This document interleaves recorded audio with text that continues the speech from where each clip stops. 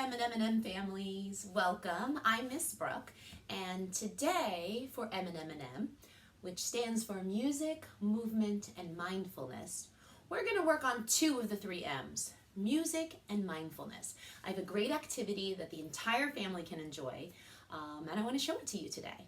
So, we are going to learn how to make rain sticks. Homemade rain sticks at home.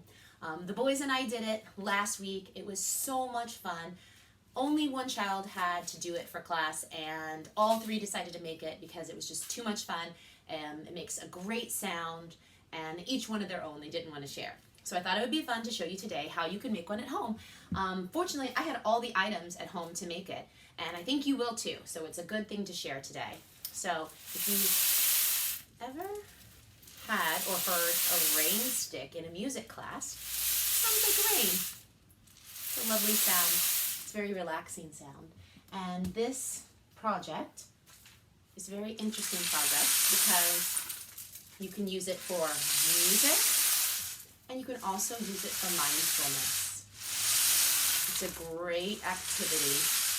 It's slow, it's methodical. Building it is not difficult, but you do have to take your time. So I'll show you how to do it today. Let's get started.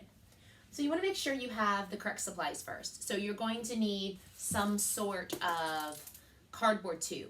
The stronger tubes work better. So something that wrapping paper comes on, or aluminum foil. Someone used an aluminum foil one. Those are a little stronger than just a paper towel tube. A little bit firmer than a paper towel tube. I just went through all my wrapping paper and took all of the wrapping paper off so I had the correct strength. So you might have to take some wrapping paper off, save it until next Christmas or Hanukkah, but you'll have the correct item. You also will need some duct tape or some packing tape, some clear tape, just a wider tape, and a hammer and some nails. And the nails length is going to depend on your tube length. So for this one, I had to use tiny nails because you're going to put the nail in one side, and of course you don't want it poking through the other side. So it can go halfway or a little bit more than halfway or almost all the way to the edge of the other side. So you're going to have to get in your toolbox, see what nails you have laying around and see if any of them fit, and you'll be ready to get started. So you're going to take your tube, and here's one that's not fully completed yet. You're going to take your tube and you're going to tape one end. I reinforced it by going around the edge this way just to make sure nothing falls out of it. You're going to keep the other end open. And you're going to set your nails out and you're just going to start nailing them in. So you're going to put one about an inch down and you'll nail it in, and then you will turn it a quarter and go down another half an inch to an inch.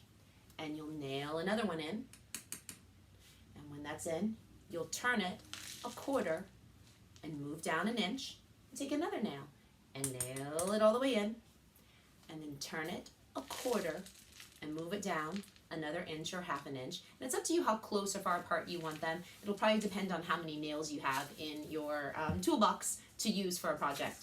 We did some really close together, which was this, and this one is, they're about an inch apart. I don't know if you can tell, or even more.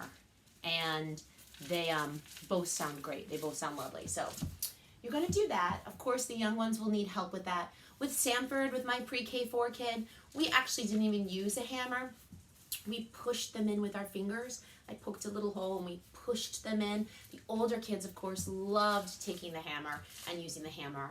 You have to be careful, but that was a good skill for them to learn. So it depends on what age kids you have at home. They're probably going to put them in a little differently, but definitely supervise because nails can be sharp.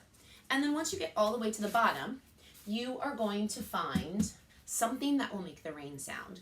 You can use lots of different things. We used elbow macaroni, the really tiny small ones, popcorn, and some black rice because it was left over, because in my family everyone likes white or brown rice, so I had a whole bunch of black rice left. So you want some items that are slightly different sizes, all small but different sizes, because that's what's going to make your unique rain sound.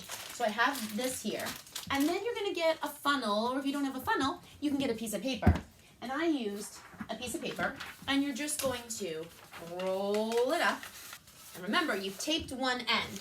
So you're going to take your paper towel tube that has all the nails in it already and the bottom taped, and you're just going to pour your items inside. And once you get them all inside there, and I would say like a cup or two full, depends on how much you want, what you want your rain sound to sound like.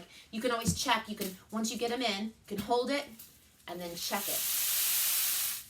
So it sounds about right, then you put enough in. It sounds way too short, then maybe you add some more. And then you'll take that end, you'll tape it, go around the edge, and you've got a rain stick. Now this is what it looks like. You can see the nails